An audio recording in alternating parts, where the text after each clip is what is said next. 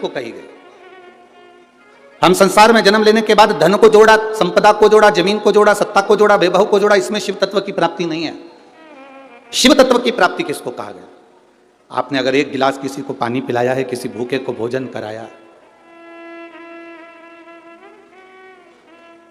किसी भूखे को भोजन कराया, किसी प्यासे को पानी पिलाया, किसी दुखी के आंख के आंसू को आपने पोंछ दिया,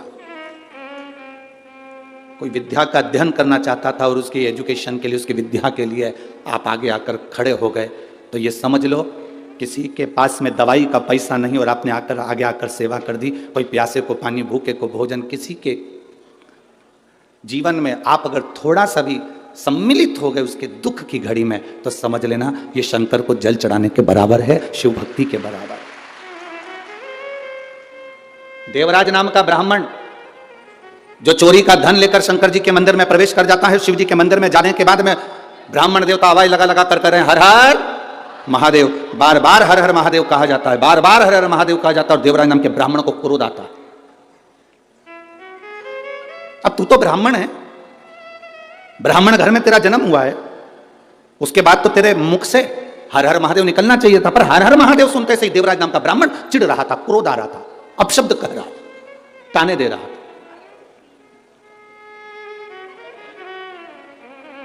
संसार में ऐसे बहुत सारे हैं जिनको भगवान के नाम से चिढ़ हो सकती है, जिनको भगवान के भजन से चिढ़ हो सकती है, भगवान की भक्ति से चिढ़ हो सकती है, पर हमें उसका स्मरण नहीं करना है कि कौन चिढ़ रहा है, कौन अपशब्द कर रहा है, कौन ताने दे रहा है, कौन आड़ा टेढ़ा कर रहा है, हमें उससे कोई मतलब नहीं। क्या किसको रोइए, जम जम के बोलो जरा, क्या किसको रोइए, चादर तान के सोइए, आग लगे बस्ती में, खूब अच्छे से जिंदगी जियो। जरा जरा सी बात में उसने बोल दिया तुम रोने बैठ गए, उसने कह दिया तुम रोने बैठ गए, आग लगे बस्ती में, अपन रहो मस्ती में। जो जितना मना करे, मंदिर के सामने से निकल कर जा रहे हो, लोग तुम पर हंस रहे हैं, बताओ ये चल दी आने के लिए, ये चल दी सियोर वाले महाराज की चेली, चली पानी चढ़ाने के लिए शंकर जी को, और तुम रूठ गई, गुस्सा आ गया, तुम्हें क्रोध आ गया। नहीं, वो जितना जितना बोले तुम उतनी जोरदार खजूर वाली चोटी बना, चूड़ा मुड़ा घस के फिर जाओ, आग लगे बस्ती में, अपन रहो मस्ती, खूब जोरदार तरीके से। भगवान के सामने कभी भी उदास मन से नहीं जाना, बिल्कुल मत जाओ। अपने यहां तो भजन में भी लोग कहते हैं, तेरे माथे मुकुट विराजे, तेरे काने कुंडल साजे, तेरे माथे मुकुट विराजे, तेरे कानों कुंडल साजे, तेरे मुख में नागर पान, अनोखी थारी झांकी, ओ महाराज ददरउआ सरकार, अनोखी थारी झांकी, जय हो बालाजी महाराज, अनोखी थारी, अनोखी थारी झांकी, अनोखी थारी झांकी, महाराज ददरउआ सरकार। आपके चेहरे पर प्रसन्नता हो, आपके चेहरे पर स्माइल हो, आप भगवान के सामने खड़े हो, चेहरा उतरा हुआ नहीं, रोते हुए नहीं, भगवान के सम्मुख में तुम्हारी प्रसन्नता मूल है। देवराज नाम का ब्राह्मण चिढ़ रहा है, क्रोध कर रहा है, चोरी का धन उसके साथ में है, आवाज लगा रहा है, ब्राह्मण देवता चिल्ला रहे हर हर महादेव, और ये चिढ़ रहा, उठा, बाहर गया, चोरी का धन भी साथ में ले गया। बहुत अंतर पड़ता है भोजन का भी और धन का भी, बहुत अंतर पड़ता है। जैसा खाया अन्न वैसा हो गया मन, जैसा अन्न ग्रहण करा है वैसा मन हो जाता।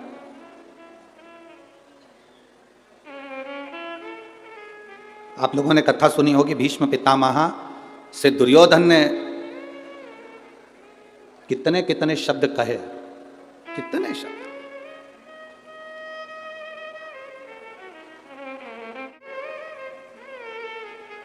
एक बार तो दुर्योधन ने यहां तक कह दिया था भीष्म पितामह से, तुम हमारे घर का अन्न खा रहे हो। और हमारे यहां का खाने के बाद भी तुम हमारा साथ नहीं दे रहे, हमारे यहां का खाने के बाद भी साथ नहीं दे रहे। भीष्म पितामह ने उसी दिन मन में सोच लिया, अगर मैंने दुर्योधन के घर का अन्न खाया है, मेरी बुद्धि इतनी जल्दी बिगड़ने वाली नहीं है। मैंने भले दुर्योधन के घर का अन्न खाया, पर मेरी बुद्धि इतनी जल्दी बिगड़ने वाली नहीं है। भीष्म पितामह ने कहा, अगर मेरी पूरी जिंदगी में मैंने दुर्योधन के घर का बेकार अन्न अगर खा लिया हो, तो कुछ देर के लिए मेरी विवेक में वो बात आए कि मैंने अन्न खाया और बिगड़ा। बस उसी समय पर भीष्म पितामह ने संकल्प ले लिया कि कल का सूर्यास्त होते हुए अर्जुन नहीं देख पाएगा। संकल्प, अन्न का इतना प्रभाव। अब संकल्प लिया कि कल का सूर्यास्त होते हुए अर्जुन नहीं देख पाएगा, तो इतने में दुर्योधन को मालूम पड़ा कि मेरे भीष्म पितामह ने संकल्प लिया है कल अर्जुन मर जाएगा। मतलब पितामह का संकल्प कभी झूठा नहीं गया, कभी झूठा नहीं गया। दुर्योधन ने पूरे हस्तिनापुर में और पूरे युद्ध मैदान में कुरुक्षेत्र की भूमि पर अपने टेंट में, अपने पंडाल में अपनी ओर मोतीचूर के लड्डू बांटे। जब दुर्योधन ने मोतीचूर के लड्डू बांटे तो वो लड्डू लेकर कोई भगवान कृष्ण के दरवाजे पर उनके टेंट में पहुंच गया, उनके पंडाल में पहुंच गए। भगवान कृष्ण ने पूछा, ये लड्डू काहे के हैं? तो जो द्वारपाल लड्डू खा रहा था उसने कहा, ये बूंदी के लड्डू हैं। द्वारिकाधीश ने कहा, ये बूंदी के लड्डू तो मुझे भी दिख रहे हैं कि बूंदी के हैं। ये नुक्ति के लड्डू, ये बूंदी के लड्डू तो मुझे भी दिख रहे हैं कि बूंदी के हैं। लड्डू काहे के हैं? तो द्वार पर फिर बोला, ये बूंदी के ही तो लड्डू हैं। भगवान द्वारकानाथ ने कहा, ये तो मुझे दिख रहा है कि बूंदी के लड्डू, लड्डू काहे के? तो क्या ये बूंदी के ही हैं? अब भगवान को क्रोध आया। भगवान ने कहा, मुझे दिख रहा है कि बूंदी के लड्डू हैं, मैं ये पूछ रहा हूं ये लड्डू काहे का है? फिर द्वारपाल बोला, लड्डू खाता खाता बूंदी के हैं।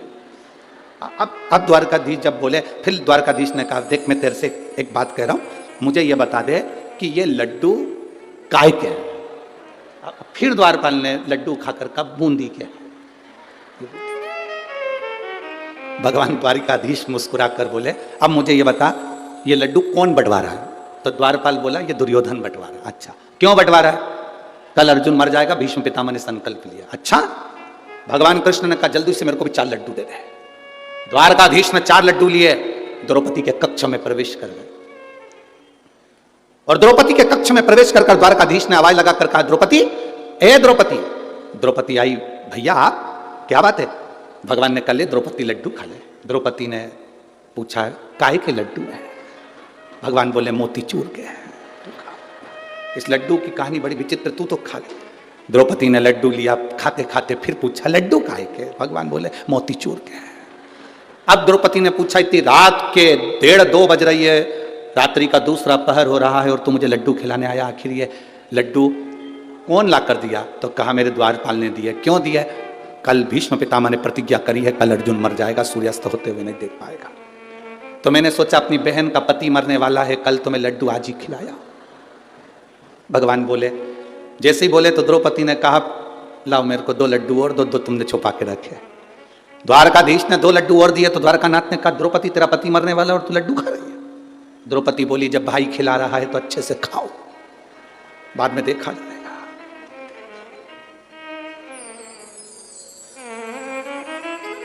रथ कौन चला रहा है? द्रौपदी ने पूछा। भगवान कहते, मैं। जब तुम मुझे बहन कहते हो तो वो जीजा नहीं लगता। रथ साला चला रहा है। गाड़ी साला चलाता है तो 25 बार विचार करता, पीछे मेरे जीजा जी बैठे हैं, जीजी बैठिए, आराम से चलाऊंगा। हाँ, पत्नी को लेकर चलता तो भले कहीं ठोक देता, क्योंकि उसको मालूम है ये बहुत लड़ती है, जाए तो जान दो, दूसरी मिल जाएगी। उसको क्या, एक पत्नी आई मायके से, पति बेचारा कुछ काम कर रहा था, पत्नी ने आते से पूछा, क्यों जी क्या कर रहे हो? पति बोला, रुपए जोड़ रहा हूं। पत्नी इतनी खुश हो गई, अपनी शादी की सालगिरह आने वाली है, तुमने कहा था मंगलसूत्र दिलाओगे, इसलिए जोड़ रहे हो? पति बोला, नहीं 20 का नोट फट गया था तो जोड़ रहा हूं। पत्नी भी अंदर गई, फटे हुए दूध की चाय बना के दे दिला है, अब तुम इसको भी जोड़ लो। अब भगवान ने कहा, ले ये लड्डू। द्रौपदी ने लड्डू खाया और भगवान से कहा, आप कह रहे हो मेरा पति मरने वाला? हाँ, भीष्म पितामह की प्रतिज्ञा खाली नहीं जा सकती। उन्होंने प्रतिज्ञा करी थी, जीवन भर कुंवारा रहूंगा, तो कुंवारे रहे। अब प्रतिज्ञा करी कि कल का सूर्यास्त होते हुए अर्जुन नहीं देखेगा, तो प्रतिज्ञा बिल्कुल पक्की है। ठीक है, लाओ 2 लड्डू और दो। द्रौपदी लड्डू खा रही है। द्वारकाधीश ने कहा, द्रौपदी थोड़ी तो शर्म करो, पति मरने वाला है और तुमको चिंता नहीं? द्रौपदी ने कहा, रथ की डोर तेरे हाथ में है तो मेरे पति की डोर भी तेरे हाथ में है, तो मरने नहीं देगा, ये पक्का।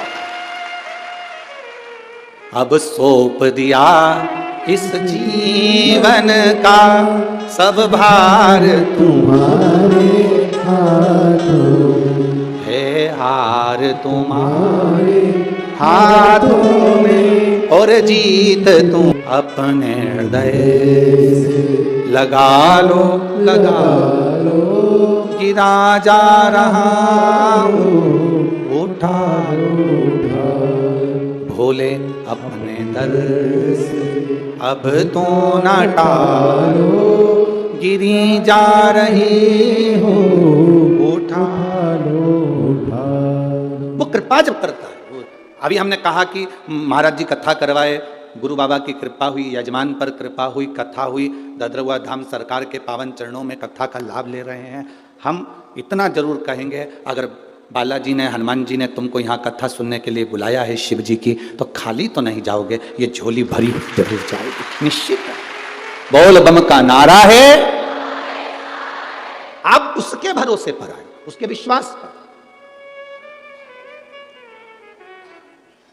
द्रौपदी कह रही है मेरा पति मर नहीं सकता, ये मेरा विश्वास है।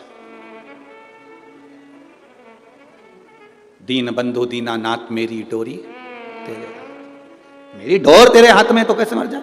भगवान ने कहा द्रौपदी एक काम कर, जल्दी से तैयार हो जा, जल्दी तैयार हो, दासी के कपड़े पहन, नौकरानी के,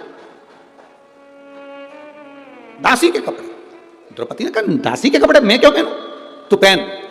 दासी के कपड़े पहनाए भगवान ने और कहा चल भीष्म पितामह के कक्ष में। पितामह को नींद नहीं आ रही होगी क्योंकि कल अर्जुन मरने वाला है, तू जाके उनके चरण छूना, आशीर्वाद लेना, वो अखंड सौभाग्यवती का आशीर्वाद तुझे दे देंगे, दे देंगे, काम खत्म, तू चल मेरे साथ। द्रौपदी दासी के कपड़े पहनकर चली, पांव में जूतियां पहन गई द्रौपदी, पांव में चप्पल पहन गई। भगवान ने आवाज लगी द्रौपदी रुक रुक रुक, इधर जल्दी जल्दी आ। द्रौपदी ने कहा क्या भैया, चप्पल निकाल जल्दी से। द्रौपदी के पांव की जूतियों को, चप्पल को भगवान ने चप्पल में चप्पल फंसाया और काली कम्बल ओढ़कर एक वृक्ष के नीचे चप्पल का टेका लगाकर मेरा द्वारकाधीश सो गया, मेरे द्वारिका के नाथ सो गए, चप्पल का टेका लगाकर काली कम्बल ओढ़कर जो मेरा द्वारका का नाथ सोया। द्रौपदी को कहा कोई पूछे कि अंदर क्यों जा रही हो, कहना मैं दासी हूं, झूठे बर्तन उठाने जा रही, चले गए। दरवाजे पर जैसे पहुंचे द्वारपालों ने मना करा, तुम कौन, दासी, मैं झूठे बर्तन उठाने में। अंदर चली गई। भीष्म पितामह खिड़की के पास खड़े थे, नींद नहीं आ रही थी। द्रौपदी ने चरण पकड़ लिए। भीष्म पितामह को लगा दुर्योधन की पत्नी रोज सुबह जल्दी स्नान करके मुझे प्रणाम करने आती है, आज और जल्दी आ गई। उनको क्या मालूम था, वो तो समझे दुर्योधन की पत्नी है, उनको क्या मालूम था कि ये द्रौपदी है। उन्होंने तुरंत जो देखा, द्रौपदी तो इतना इतना पल्लू लेकर गई थी क्योंकि सेविका थी, दासी थी, दासी इतना पल्लू करके जाती थी राजभवन। सेविका पल्लू का फायदा कितना है, माताएं 2 बार पल्लू करती है, एक बार शादी कर आती है तब इतना पल्लू रखती है क्योंकि मुंह दिखाई होती है तो सोने की रकम मिलती है, और दूसरी बार माताएं इतना पल्लू जब रखती है जब घर में कोई बुढ़ा बुढ़ी मरता है, कोई बुजुर्ग जब मरता है तब इतना पल्लू रखती है क्योंकि आंख में आंसू तो एक भी नहीं आता, बस अंदर डिजाइन में चिल्लाती रहती है। अब बोले तो बोले, पहले था पल्लू का नियम इतना, धीरे धीरे यहां आया, फिर यहां गया। अब तो वो लाइन आती है ना, देखते रह जाओगे, बस अब पल्लू दिखता ही नहीं है, आपके नजर आ रहे पल्लू।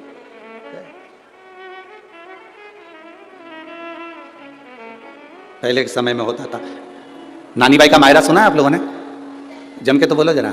नानी बाई के मायरे में नरसिंह मेहता की दादी मर गई थी और नरसिंह मेहता की बड़ी भाभी इतनी चिढ़ती थी अपनी दादी सास से और नरसिंह मेहता से कि उनको धक्के मारकर बाहर निकालने को तैयार हो। तो नरसिंह मेहता की पत्नी और नरसिंह मेहता की भाभी दोनों रो रही थी। पहले नरसिंह मेहता की भाभी रोई दादी सास से गले लगकर, इतना पल्लू कर। तो नरसिंह मेहता की पत्नी को लगा कि मेरी जीजी आज तक सास के सामने पल्लू यहां रखी, सास मरी तो पल्लू यहां रखी और इतनी चिपक चिपक के रो रही है, पहली बार इतना रो रही है सास के लिए। हमेशा गाली देती थी डुकरिया मर जाए तो अच्छा, और आज गले लग लग के रो रही है। देवरानी को समझ में नहीं आया कि जेठानी इतना क्यों रो रही है। थोड़ी देर बाद जेठानी रोते रोते उठ गई और उठते से देवरानी से बोली अब तू रो ले, और जेठानी चली गई अंदर।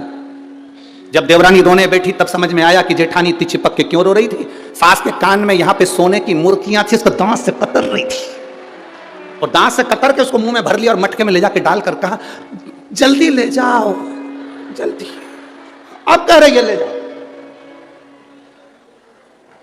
वावारी दुनिया मतलब की दुनिया में किसी कौन किसका, कौन किसका। अरे आप सबको ददरुआ धाम वाले महाराज जी को धन्यवाद देना चाहिए जो हर साल कुछ ना कुछ अच्छा आयोजन कराकर आपका जीवन का कल्याण कर दे प्रतिवर्ष।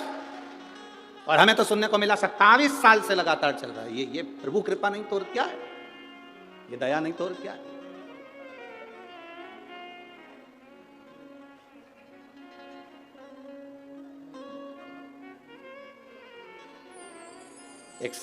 एक संत वो होते हैं जो केवल अपने अपने वालों को खिला देते हैं, अपने अपने वालों के लिए कोई आयोजन अरेंज कर लेते हैं, पर ये वो संत हैं जो केवल अपने वालों के लिए नहीं सबके लिए करते रहते हैं। ये वो संत है, सहज नहीं है। संत का जो स्वभाव होता है वो यही होना चाहिए। निर्मल मन सो मोहि, निर्मल।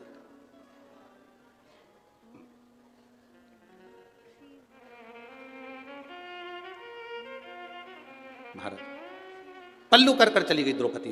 भीष्म पितामह के चरण पकड़े, भीष्म पितामह को लगा दुर्योधन की पत्नी, आशीर्वाद दे दिया, अखंड सौभाग्यवती भाव। तुम तो बोलो, जरा जम के बोलो, अखंड भाव। फिर से बोलो, हाथ उठा के तो बोलो, हाथ उठा के, अखंड सौभाग्यवती भाव। फिर से बोलो, फिर हाथ उठा के बोलो जरा अच्छे से, पूरा पूरा बोलो, अखंड सौभाग्यवती भव। फिर वापिस फिर नहीं, हम तुमसे बुलवाकर इसलिए देख रहे हैं क्योंकि सुदामा जी गए थे और जब उन्होंने द्वारकाधीश ने सुदामा जी से कहा था, देखो तुम्हारी बहुएं तुम्हें प्रणाम करने के लिए आएंगी, तुम्हारी सब घर की मेरी जितनी पत्नियां हैं सब प्रणाम करने आएगी, तुम आशीर्वाद देना। सुदामा जी के पास में द्वारकाधीश बैठ गए थे और सब रानियों से कह दिया था, मेरा दोस्त आया है, उम्र में बड़ा है, सब प्रणाम करना। एक एक रानी आना लाइन से, आशीर्वाद लेके जाना। सब लाइन आती रही, इसलिए हम प्रैक्टिकल कर रहे हैं कि उन्होंने 16,108 बार कैसे दिया होगा।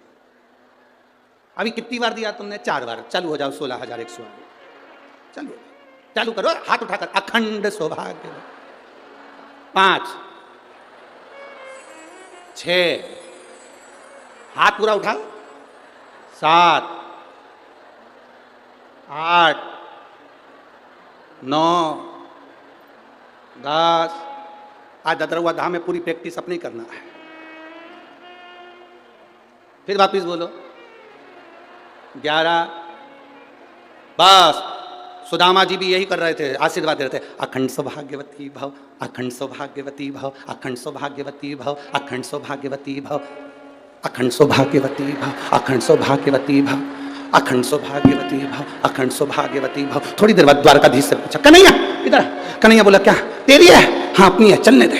अखंड सौभाग्यवती भव, अखंड सौभाग्यवती भव। 60-70 निकल गई। कन्हैया ये भी तेरी है? हाँ अपनी है। सौभाग्यवती भव।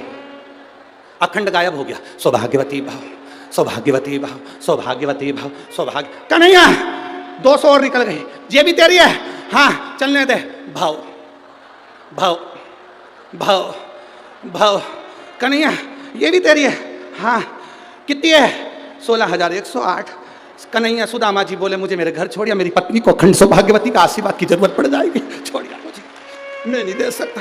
कन्हैया बोले, अभी तो तेरी बहुएं आई हैं, इसके बाद इनके बच्चे आएंगे। तो कन्हैया ने जैसे ही कहा तो सुदामा जी ने पूछा, कितने बच्चे हैं? भगवान कृष्ण बोले, शंकर जी की कृपा से एक एक रानी से 11-11, 10 छोरा 1 छोरी, 1,77,186। सुदामा जी सिंहासन से नीचे गिर गए। रेंदे दादा, पूरा जिला यहीं बसा लिया, रेंदे तू मेरे घर छोड़ या। तुम पूरी सुदामा जी की कथा देखना। सुदामा जी जैसे आए थे वैसे और डंडा टेक के गए, इतना दे गए। दादा लोग कह रहे थे कि भगवान द्वारकाधीश ने 3 लोक का राज्य दिया। कोई द्वारकाधीश से पूछे सुदामा ने क्या क्या दिया, क्या नहीं दिया। अब भीष्म पितामह ने कह दिया। क्या बोले भीष्म पितामह द्रौपदी को? बोलो जम के बोलो, हम तुमसे इतना नहीं खिलवाएंगे, बोलो जम के बोलो। अखंड सौभाग्यवती भाव। जैसे ही कहा भीष्म पितामह ने, द्रौपदी ने अपना पल्लू ऊंचा करा। जैसे ऊंचा करा तो भीष्म पितामह ने कहा, द्रौपदी तू? द्रौपदी कहती है, पितामह अब तो कल देखूंगी। मेरा अखंड सौभाग्य रहता है कि अर्जुन नहीं रहता है, आपने संकल्प लिया। चली गई द्रौपदी, पितामह नींद उड़ गई पितामह की। रात्रि को पितामह ने एक पत्र लिखा, उस पत्र को बाण पर लपेटा। भीष्म पितामह ने ध्यान लगाकर देखा, इसको यहां भेजा किसने। तब ध्यान में आया पितामह कि इसको भेजने वाला कोई दूसरा नहीं था। चप्पल का टेका लगा के काली कम्बल ओढ़ के आराम से सो गया है। अपने को बेचैन कर दिया, खुद चैन से सो गया है। बताओ, हद हो गई। इसीलिए ददरुआ धाम बालाजी महाराज ठुमका लगाते हुए दिखते हैं। खूब आनंद में, आग लगे बस्ती में, अपन रहो मस्ती में। वो कहता है, खुश रहो, प्रसन्न, आनंद में रहो। दूसरे दिन युद्ध प्रारंभ हुआ। द्वारकाधीश हंस रहे थे, मुस्कुरा रहे थे, क्योंकि आज भीष्म पितामह की हालत क्या है। भीष्म पितामह देखे कि द्वारकाधीश हंस रहे हैं, उन्हें बाण छोड़ दिया। वो बाण द्वारकाधीश के चरणों में गया। पत्र द्वारकाधीश ने निकाला, पढ़ा। अभी तक द्वारकानाथ रो रहे थे, हंस रहे थे, अब द्वारकानाथ रोने लगे। जैसे रोए तो गुप्त रूप से रुक्मणी, सतभामा, जामवंती, कालिंदी, मित्रवृंदा, लक्ष्मणा सब आ गई। प्रभु आप रो रहे हो क्यों? भगवान ने पत्र दिया। उस पत्र में लिखा था, दीन बंधु दीनानाथ मेरी डोरी तू केवल अर्जुन की डोरी नहीं संभाला, मेरी भी डोर संभालना। नीचे लिख दिया, मेरा प्रण ना छूटे और अखंड सौभाग्यवती होने का वर ना छूटे। अब तू निपट, क्या करना है। शंकर की उदारता, ये शिव की करुणा के बिना आप उसके भरोसे पर जी रहे हैं, उसके सहारे जी रहे हैं। आपने कह दिया, मैं मेरे जीवन की डोर अब तेरे हाथ में, मतलब अब वो संभाले, अब उसके ऊपर निर्भर।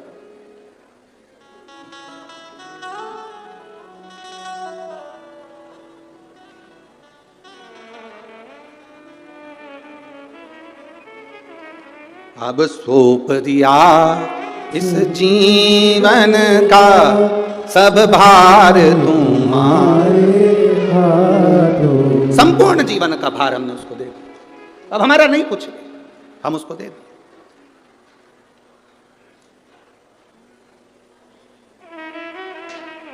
आप आए जरूर हो।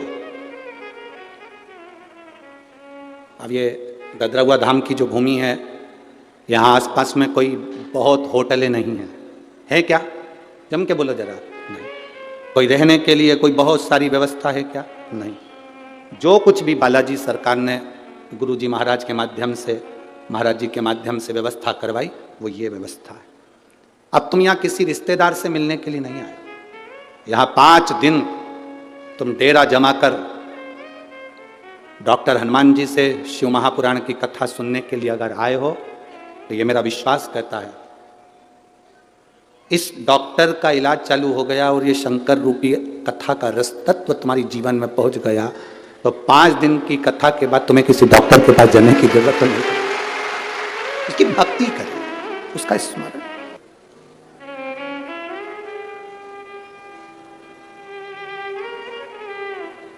कोई तुमसे पूछे कहां गई हो 5 दिन के लिए, कह देना बालाजी सरकार की गोद में बैठकर शंकर की कथा का श्रवण कर रही हूं, अपने जीवन को सार्थक कर रही हूं। ददरुआ धाम, हाँ, मैं जंगल में, तो कहना जंगल में ही तो मोर नाचता है। बालाजी सरकार भी इसी जंगल में बैठकर नाचकर दुनिया का कल्याण कर देते हैं। इस जंगल में, हाँ, उसकी प्राप्ति का केंद्र बिंदु है। कहीं शहर में कथा होती तो मन भटकता कि वहां भी हो जाऊं, वहां भी हो जाऊं, वहां पर भी हो जाऊं। यहाँ तो 6-7 बजे के बाद तुम्हारा मन क्या, तुम ही नहीं भटकोगे। मन क्या, तुम ही ना भटको। रेंद्र दादा यहीं बैठो और ढोलक पीट पीट के हरिओम में मेरा भोला नगर। अब तुम्हारा तो मन करे सो तो चल आ जाना, बस यहीं बैठे भजन करा, स्मरण करा, कीर्तन करा, मंत्र जाप करा, नाम जाप करा, 5 दिन तक जपते रहे उसका नाम, श्री शिवाय नमस्तुभ्यम बोलते रहे और अपने जीवन को सार्थक बनाते रहे। इससे बढ़कर सुख क्या है? इससे बढ़कर आनंद क्या है? लिख दिया, मेरा संकल्प भी नहीं टूटना चाहिए और मेरा आशीर्वाद भी नहीं छूटना चाहिए, उसके भरोसे छोड़ दिया। रानियों ने पूछा द्वारकाधीश से, क्यों रो रहे हो? पत्र पढ़ लो। पत्र पढ़ा तो रानियों ने कह दिया, क्यों चिंता करते हो? भीष्म पितामह ने जितनी एकादशी करी शायद दुनिया में किसी ने इतनी एकादशी नहीं करी। तो भीष्म पितामह ने जो एकादशी करी उसका पुण्य भीष्म पितामह को देना। क्या करना पड़ेगा? पितामह के लिए अर्जुन से कहो बाण छोड़े, पितामह के शरीर को वो बाण छुएंगे, लगेंगे। दुनिया को लगेगा कि भीष्म पितामह बाणों की सैया पर पड़े हैं, और भीष्म पितामह बाणों की सैया पर नहीं। पितामह ने जितनी एकादशी करी है वो सारी एकादशी बाण बनकर भीष्म पितामह को अपने हाथ पर झेल लेगी, उसको मरने नहीं देगी।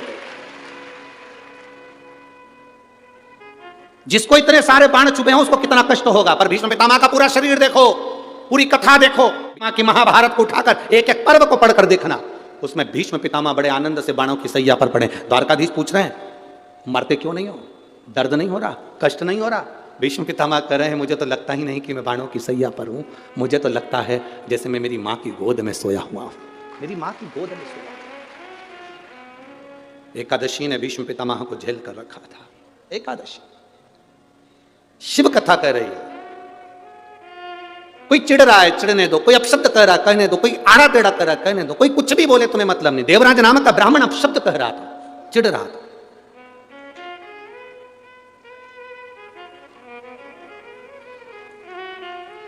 चिढ़ रहा।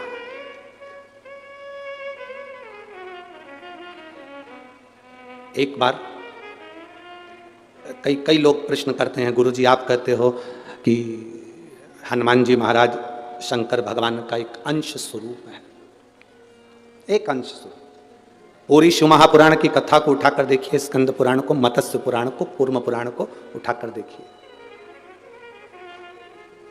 एक बाणासुर का चरित्र और एक श्री हनुमान जी महाराज का चरित्र, बहुत सुंदर सुंदर। शिव का एक अंश माता अंजना के तप साधना से शिव की प्रागट्यता और शंकर भगवान की प्रागट्यता से शंकर का स्वरूप प्रकट होना। इसीलिए तो कहते हैं शंकर सुमन केसरी नंदन।